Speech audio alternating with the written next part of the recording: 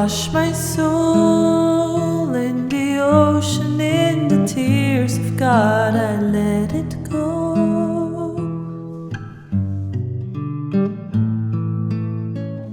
Hello, my astrology friends. This is Lada from astrolada.com, and this is your November 2021 video horoscope for all the 12 signs. And we're going to focus on the eclipse, which is happening in Taurus, and a few other important events. November is a bit more tense, but I'm going to lead you through that, prepare you. So, hopefully, forewarned is forearmed. And I just want to announce that my 2022 video horoscope for each of the 12 signs are ready. Last year we sold like 10,000 and this year they're coming out now. They're a discounted price of $12 till the middle of November. After that they go to the full price, and each sign is 2 hours. And you can also get all 12 signs for the price of just 4 or something like that, the whole package. Anyway, let's start with the 2021 November horoscopes. Sun, Moon, or Ascendant Cancer, November 2021. Even though the November is quite a stressful month because there are a lot of kind of tense aspects, I think Cancer will be one of the signs that actually feels quite good in November and benefits even because all the action is basically of the important planets is happening for most of November in signs and houses that are auspicious and beneficial per Cancer. So let's start. The month starts on the 4th with a new moon in your 5th house. Here it is, but it's exactly opposite Uranus. So new moon is about new beginnings. The energy of the moon, the mother and the sun, creator comes together. So there can be a renewal of your love life. Something new, exciting that appears suddenly because of the opposition with Uranus. It's something new, exciting, unexpected, that shakes up a little bit your love life or your ability to have fun and renews it. Maybe some new hobby, creative entertainment, or something that you like, a sudden party invitation, or sudden some new talent or creative hobby that gives you joy that you discover and you start doing from after the first month, after the first week of November. And activation of your desire to enjoy yourself more, to be maybe some new creative idea will suddenly come to you, because the 5th house is all the new ideas that we download straight from above, and anything where we can be co-creators with God. And whether it's in your business, at your career, when you have an original idea, this is the 5th house. So something inspires you, brings suddenly bright new idea. This new idea might be able to influence large groups of people because it's Uranus from the 11th house of large groups of people and society on the whole. But let's be honest, it might be a bit of a disruptive transit as well, new moon, because after all, the 5th house is your romantic life. Uranus can throw a wrench there, something unexpected. In the first couple of weeks, you can feel that. Or something unexpected happens through children. For some of you, might be like sudden pregnancy. It is the 5th house of children. For others, it's some unexpected new developments in the life of their child that might feel a bit too hasty, too fast, and they have to react and help them in some way. Might be exciting new beginnings, but something shifts suddenly. For others, it might be unexpected romantic, falling in love suddenly with Uranus. Might be a bit disruptive if you're married or if you're in a relationship already, or if you're used like to be single on your own, and then Uranus kind of shakes you out of this status quo romantically. So something makes your heart like really fly or get excited, or maybe even a bit too much, possibly the beginning of the week. Or it might be just like a new inspiration and creative idea that comes, new hobby, new. If you have your own business, you might suddenly get like a sudden download, which Uranus does that, about creating a new website, Uranian in nature, that you have to change it or create or whatever, or integrate something, some new idea how to market it, because Uranus is in the 11th house of business. The 5th house is of some creative ideas and so on. But there might be also some romantic surprise, of some sort that happens. Okay, then we have a few hard days because around the 10th, Mercury is joining with Mars in your fifth house. So there might be some more argumentativeness or stress around romantic relationships with your partner or with children. And it's also squaring Saturn in your eighth house of power struggles, clash of values of some sort, or maybe some expenses that come because of children or because of holidays and hobbies or creative projects, or because of a romantic partner, or because something that you like to do, but there might be some expenses that kind of frustrates your mutual finances with your partner, for example. Or there might be something that you might have to do some creative project and be very active and busy, but at the same time that can put pressure a little bit on your intimate life. Saturn in the eighth house square. But things get a bit tenser and kind of a bit more intense. So some very important developments regarding this fifth and eighth house where the planets are squaring can happen. And Saturn also rules your seventh house. So the rule of your seventh house of relationships is strained a little bit. You might have some conflict or confrontation around the 10th, maybe 9th, 10th, 11th, with that is connected to some more complicated situation connected to partners and children, or creative projects and partners, and mutual finances and resources there of some sort, something to be dealt with that. Then, so this is the more intense, and then Mars is squaring Uranus, opposing Uranus from your fifth house. So again, focus here on, because these are good houses though, the fifth house, it deals with one of the loveliest things in life: children, romance, creativity, inspiration. So there is a lot of activation there. A lot of you will be very creative this month. It's like things will be flowing from you. But some stresses as well because of Mars and energy. And then there is an eclipse happening.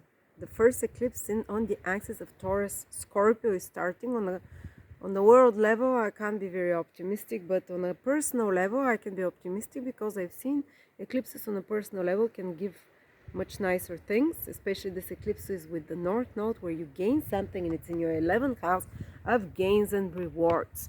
So around the 19th, maybe for the next, maybe even eclipses can work a month before and 6 months after, but you can gain some rewards for some efforts that you've been doing on some, especially financial or socially economic reward, like a recognition, a title, pat on the back, or acknowledgement for something, especially if you've been putting efforts in something for the past months or something, so there can be some kind of a culmination, seeing the results financially, some gains that happens for you, but also you might realize and complete some big project. 11th house is big projects, and that it's coming to an end and you're starting to see the results of it, for example. That's something else. Or that you might decide to end it. Full moon is like it can't go anymore. This is, this goal or dream of mine or big project, I'm ending it, and hopefully seeing the results from them. Plus, it might be some friendship that's coming to a culmination or conclusion of some sort, some decisive fated development in a friendship, or some group membership that you're a member of. So I don't know, club that you're a member of, online group, society, and you can even benefit in some way from people, like-minded people, friends, or someone somewhere where you have a membership or you're part of. There can be some important development that's happening because the full moon eclipse happens on a star of wealth as well. I'll go, but also on a star of death. So it's one of the most malefic stars, but can give money. So it might you might benefit from some large scale project, for example, some social participation in big event that happens because of this full moon, some large scale bringing out a project that you see the results of, and it reaches large number of people or clients, and you're seeing the results of that. But it can also indicate the ending of certain friendships or affiliation with groups of people, or some crisis that can happen around such things. But again, I think that you can also speak and get rewards or results. If you have already some existing affiliation, contact network, they can help you manifest something with this full moon eclipse on the 19th. Not exactly on the 19th, it can happen the whole month before or after. And then we go to the other most important event is that Venus is entering your seventh house, Cancers, and is going to stay there for 4 months, almost till the end of February 2022. And Venus is starting one positive trend for you that will last almost 4 months. Even when it goes retrograde, usually it tends to give good things because it's a benefic. And that will be, it's starting one very important period for your love life, relationships. You see, we have both houses that are connected to falling in love and to relationships being activated for Cancers. Especially if you're Cancer rising, you'll feel this very strongly. What does it mean? It means that for 4 months there can be very noticeable improvement by February 2022 of your relationships. For some of you, it can mean taking a relationship to the next level, getting engaged, married.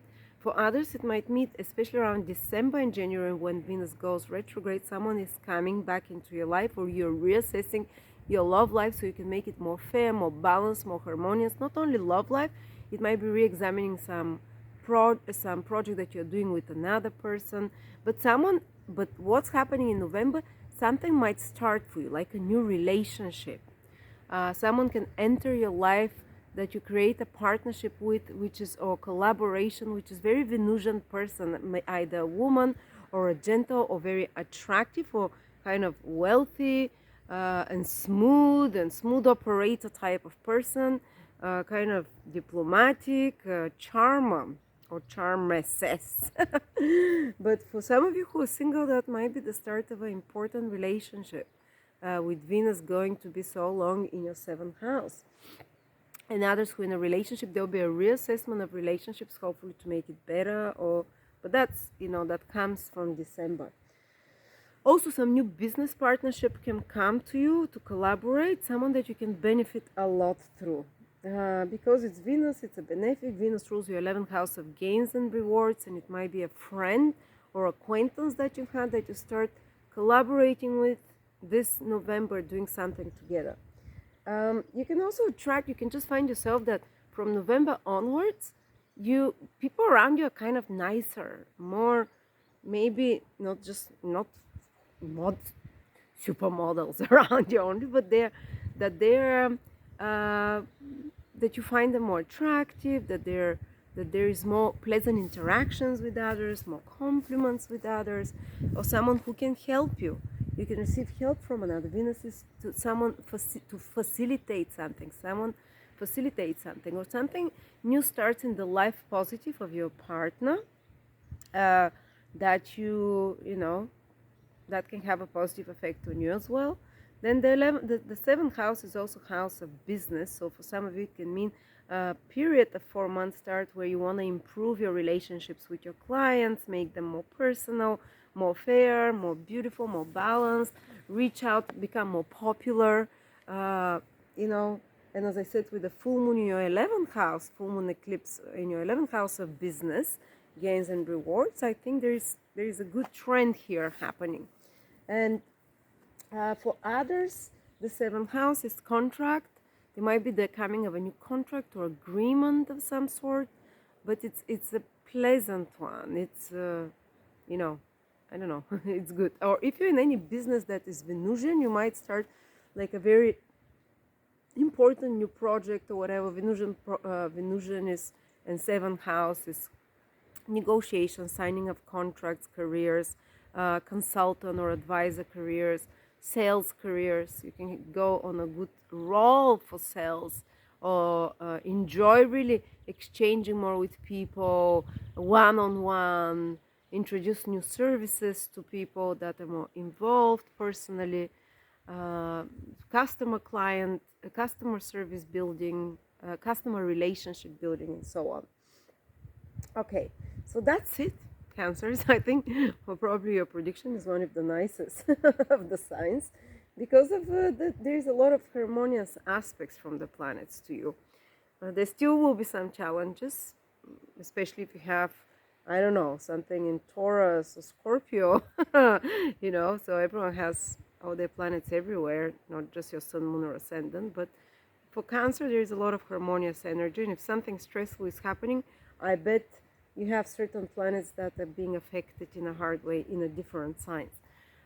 So yeah, you can check out my 2022 video horoscopes. For Cancer, it's 2 hours and a bit, plus my 2022 yearly astrology calendar with all full moons, new moons, aspects, visible, invisible planets, direct, retrograde planets, when planets are moving into signs, what the meaning of all of those things, what does each new moon mean in that year, how to benefit, and so on. So 124 pages. Check it out. Thank you.